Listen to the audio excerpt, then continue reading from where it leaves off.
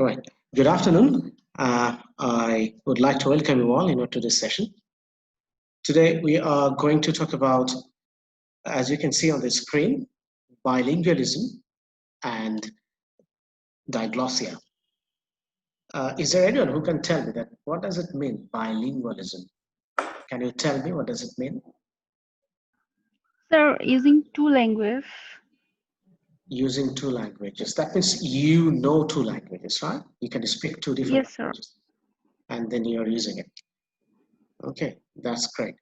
And about diglossia, actually, we'll talk about it later on. But first, we will try to concentrate on bilingualism. So let's see what is bilingualism and how we can define it.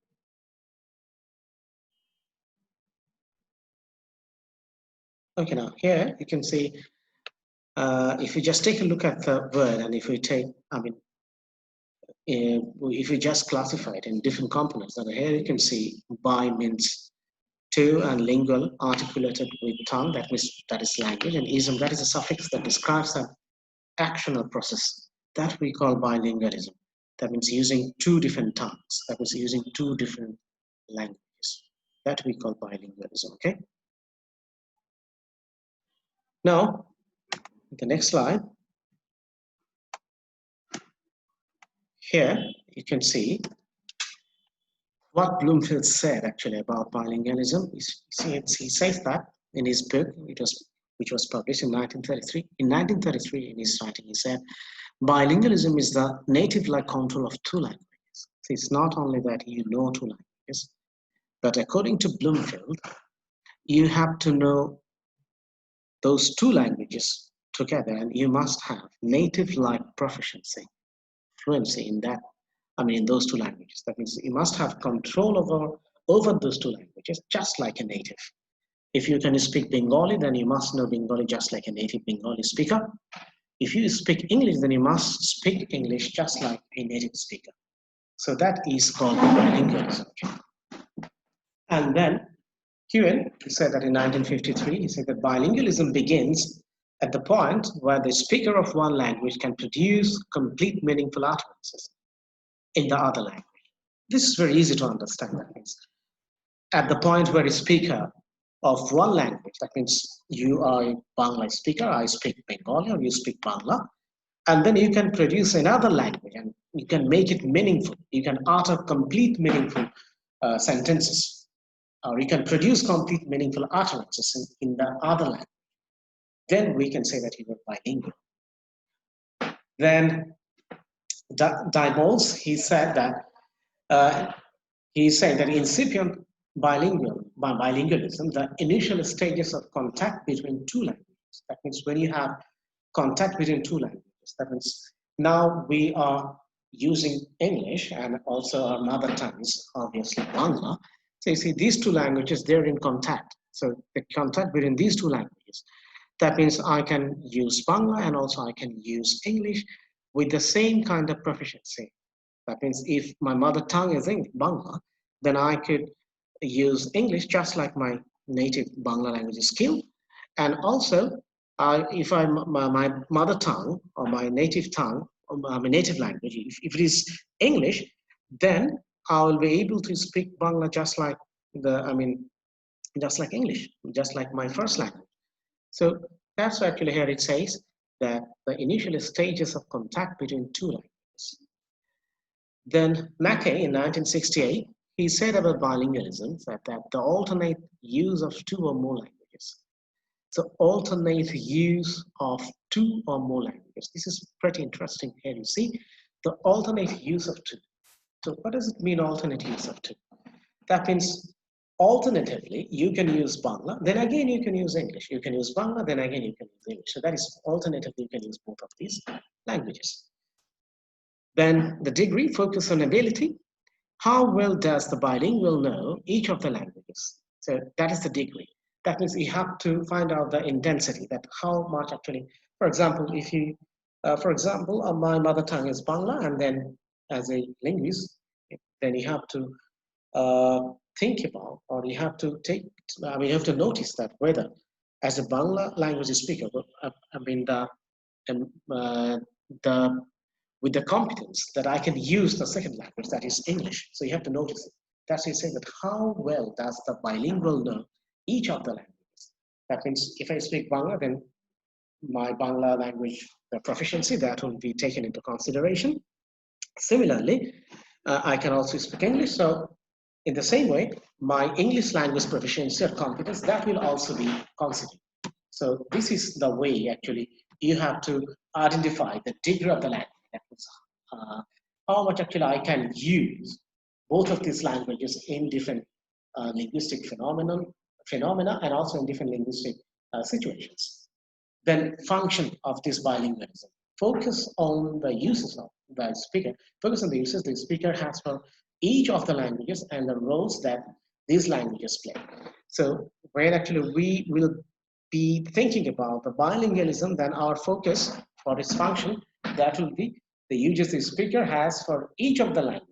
That means how much actually you can use, whether actually you know the usage of these languages, like grammatical items and different other stuff. So that in that case, it can be said that, yes, you know. So the function of the language you must know, and the roles these languages play. That means what are the functions of these languages? That means what are the functions of English and what are the functions of Bangla? Because obviously you have to come to know that why actually I'm using this language. What are the functions of using English? Why should I use English? Why should I use Bangla? So that is the part of the function. Then alternation, you can know that focus on to what point the individual alternates between the languages. That means there are certain situations that I've already mentioned, or different circumstances or context, where you have to use this language alternatively. Understood what I'm saying? Yes, sir. Yes, sir. So we have to focus on degree, that how much actually I can use it in different situations, and also the functions of these languages, and alternation. That means I'm using Bangla, then again I'm using English, and sometimes I'm using again Bangla, again I'm using English. So this alternation that we have to focus on. And interference. Interference, as you can understand, interference means, you know two languages. And if your mother tongue is, for example, my mother tongue is Bangla, then if I ask you this question then, do you really think or believe that Bangla actually it interferes, interferes in the use of English?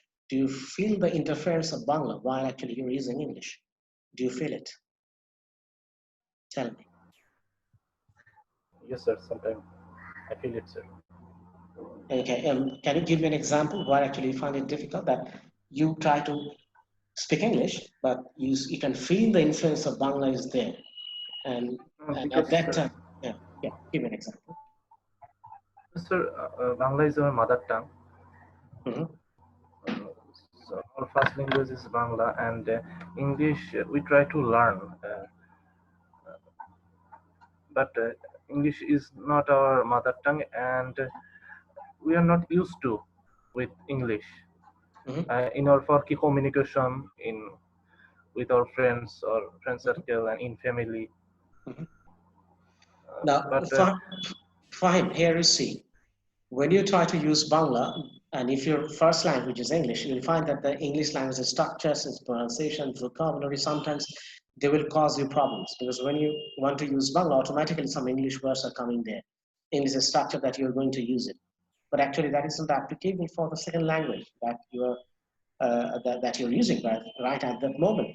Similarly, we are using Bangla, and as you can see that when we try to speak English, the Bangla pronunciation, the way actually we pronounce Bengali, our mother tongue, our language, we'll find the influence of our language over this language. That means you can feel the influence of Bangla when you try to use English in pronunciation, in grammar, in vocabulary. So the interference of mother tongue or the first language, it can be felt while actually we are using the second language. So as a bilingual, whether actually you are facing it and how actually you will deal with it. So that is the point. Now, that's why it says that interference focus on to what point the speaker is able to distinguish between two languages, keeping them apart or allowing them to merge together.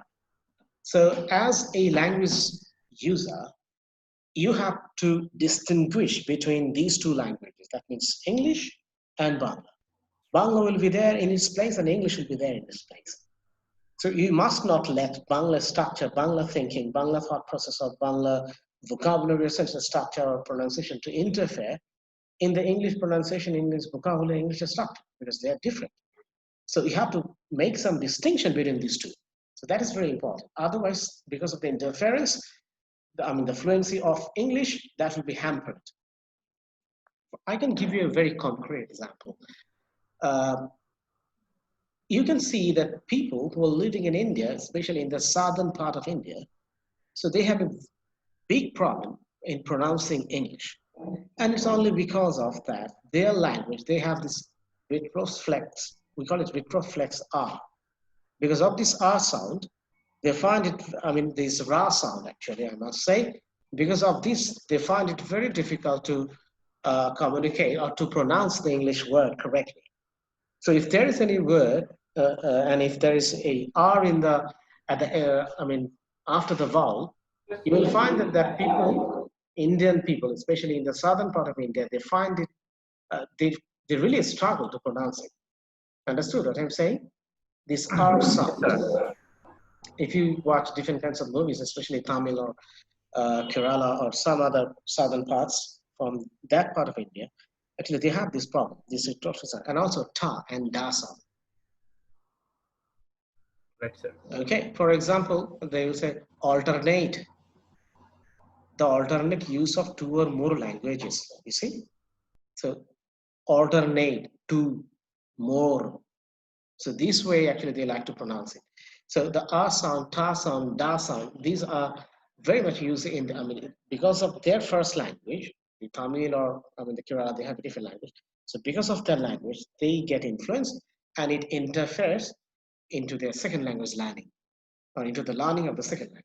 Understood what I'm saying? Yes, sir. Yes, sir.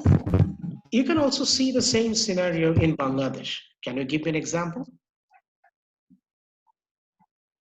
People, especially living in different parts of Bangladesh with different kinds of dialects, you will find that they find it difficult to pronounce Bangla itself, let alone English. Do you get my point, what I'm saying? Yes, someone was saying something. So do you like to contribute, in this discussion? Give me an example from our perspective. In our country, we also see these kind of things. Can you give me an example? So our countries, different places, peoples have different types of language dialects.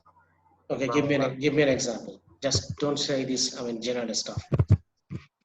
Yes, sir. Sir, sometimes Bangla is kola. Some different people call it kola. I mean, for their maybe their own dialect influence them, so they don't.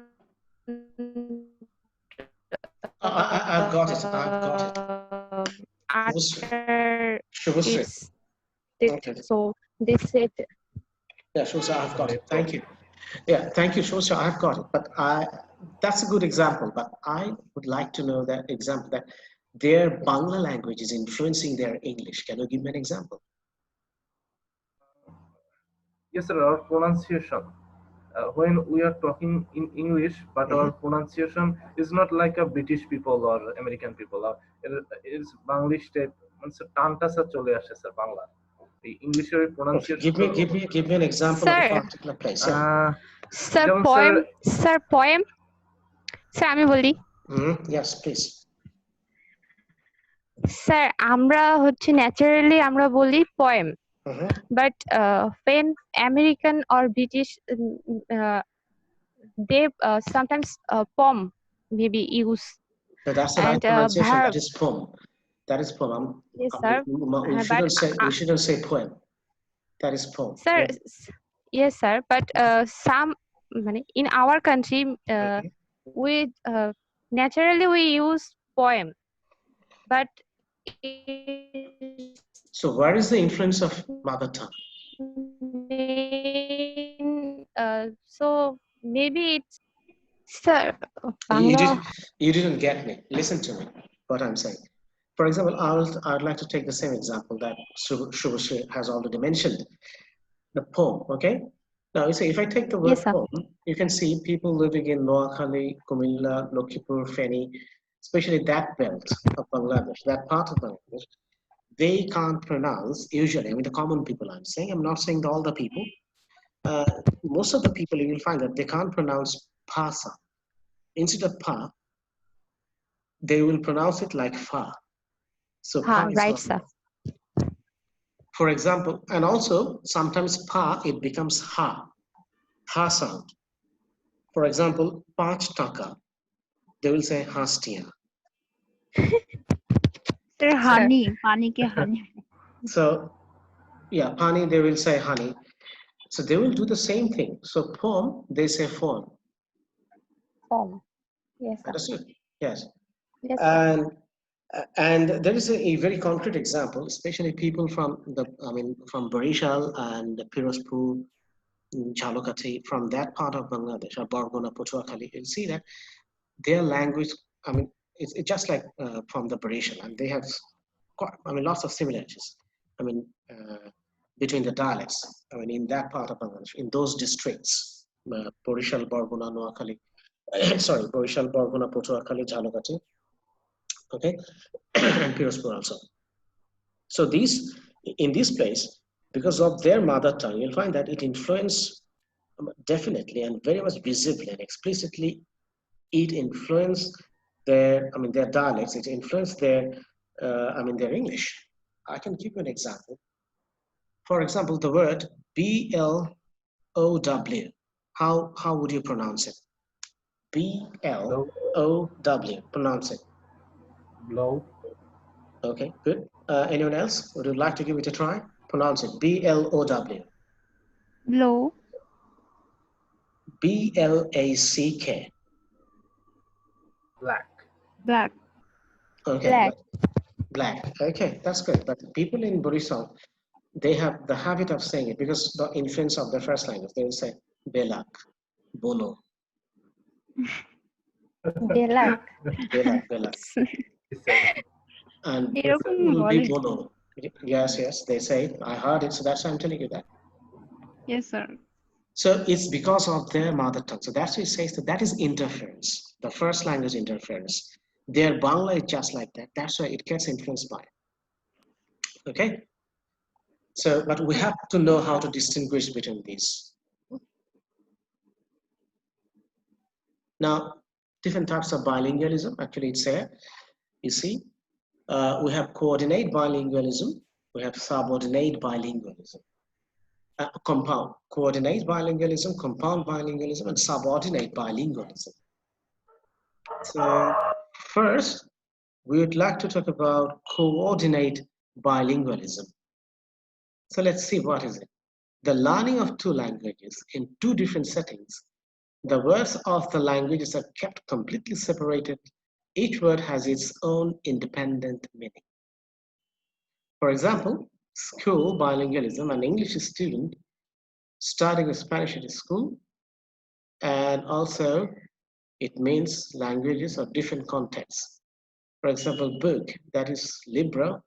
So it is book, and also you can call it libro or libro. It's in Spanish. So here you see the learning of two languages in two different settings.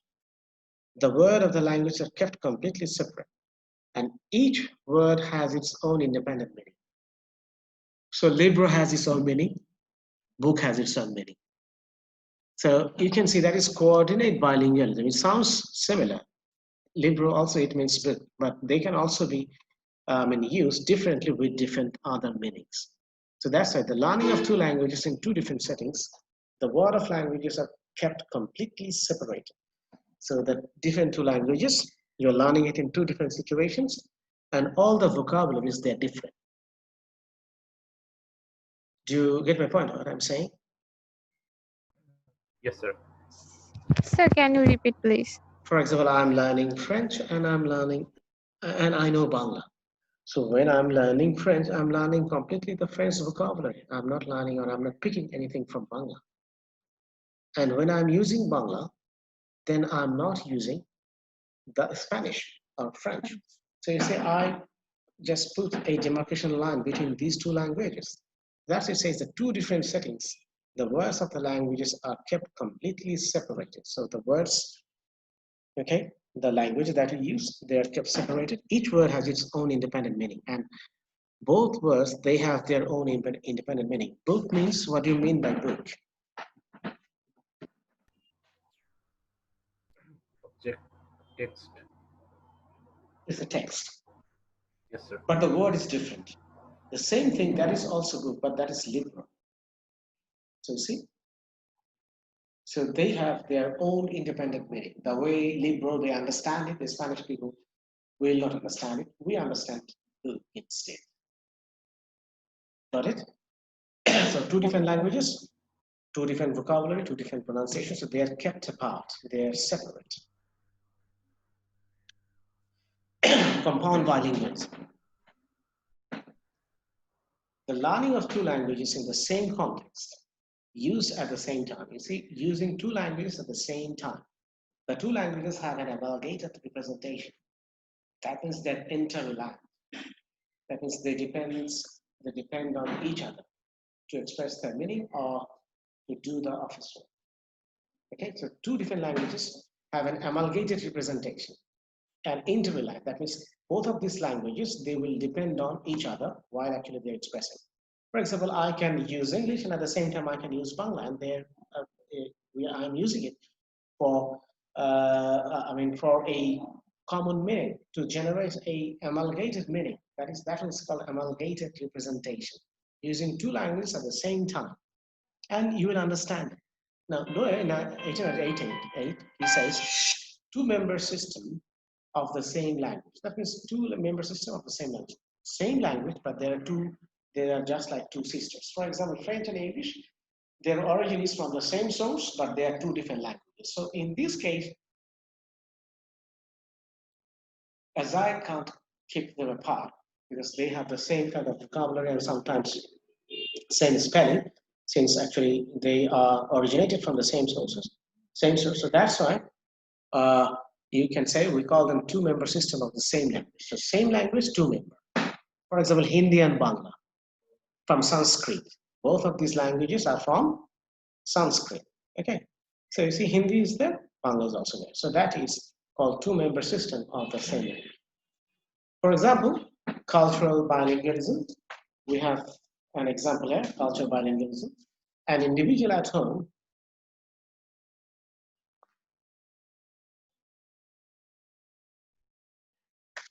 okay, so cultural bilingualism, an individual at home who has an English mother and a Spanish father and speaks the two languages with their parents. This is, it's a very concrete example, so it's easily understandable. And it says that, for example, one of the mother is, she speaks English, that's she will say with, and father is Spanish, he will use the Spanish with you, and so then he will say libro. Understood what I'm saying? Is it clear? Yes, sir.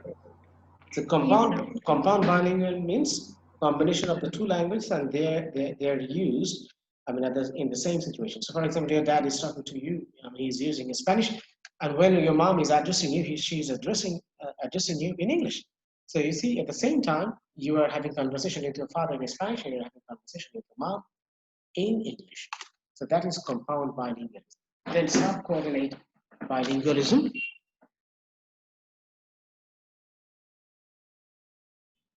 Okay, so subcoordinate bilingualism, it means individual interpreting the words of his weaker language via the words of his or her stronger language. So individual interpreting the words of his weaker language via the words of his or her stronger language. For example, my first language is Spanish. Okay, and my second language is English. Can you hear me? I hope you can follow me, right? Yes, Yes, sir. sir. Now, since I am a Spanish speaker, because my first language is Spanish, so when I try to understand anything in my second language that I'm going to take or that I'm going to consider or learn as a second language in the form of, to just feel that I'm a bilingual. So in that sense, when I'm learning the second language, so what I'm trying to do, I try to remember the meaning of the words or the vocabulary of the second language, taking it from the first language. So I'll take help from the first language to understand the second language. Understood what I'm saying? Yes, sir. Yes, sir. So subcoordinate bilingualism means here one language will be dependent on another language for expressing meaning and others. Got it? Yes, sir. Yes, So sir. that means when we are trying to understand, then we help from the first language, from our primary language. Exactly. For example, since actually we are learning English, what happens then? When we try to understand a word, and if you try to translate it into English, then you take help from your language, right? First language. You try to think that what is it? Then you use that knowledge, and then you use that knowledge to understand the second language. For example, give me a word in Bangla. Give me a word in Bangla.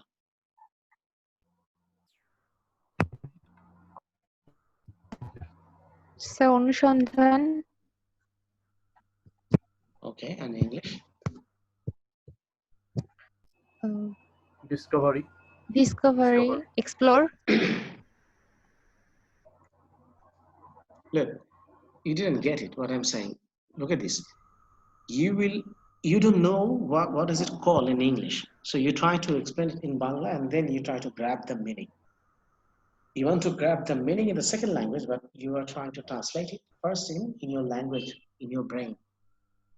Then you try to remember what is it called in English. Understood what I'm saying? Yes, sir. For example, you know apple, right? Apple. Yes, sir. Now you see, apple is the English word. So for example, I'm an English speaker. Now I have the word, the same word apple. I have to know it I have to express it in Arabic. But maybe I don't know exactly that what is it called in Arabic. So that's why I'm saying apple, and I'm trying to understand apple in English, but I'm trying to learn Arabic. So you are using English to remember the Arabic. For example, in Arabic, apple means tofa. What does it mean? Or book. Here we have the example of book. In Arabic, book means kitab. One kitab, that is kitab, and two, that is kitabun, and many, and in that case, they have to change. They will change their grammatical, or you can say particles that are added at the end of the word to make it clear that whether it is singular or plural. Now, here you see, I'm using the word kitab to understand the English word book. So in Arabic, I'm saying, okay, this is kitab. Kitab or kitabun, kitab means book. So you see, I'm trying to learn English, but I'm taking help from my Arabic to remember the English word. So that's why this is called subcoordinate bilingualism. Now here you see, the bilingualism has one set of meanings established through his or her first language, with a different linguistic system attached to them. For example, in Spanish person hears the word book in English, relates the word to the stronger language library, inducing the meaning of the word in English. Usually, we do it to know the meaning of the word in English. For example, if I say discovery and invent, then how will you make the difference between these two? Discovery and invent.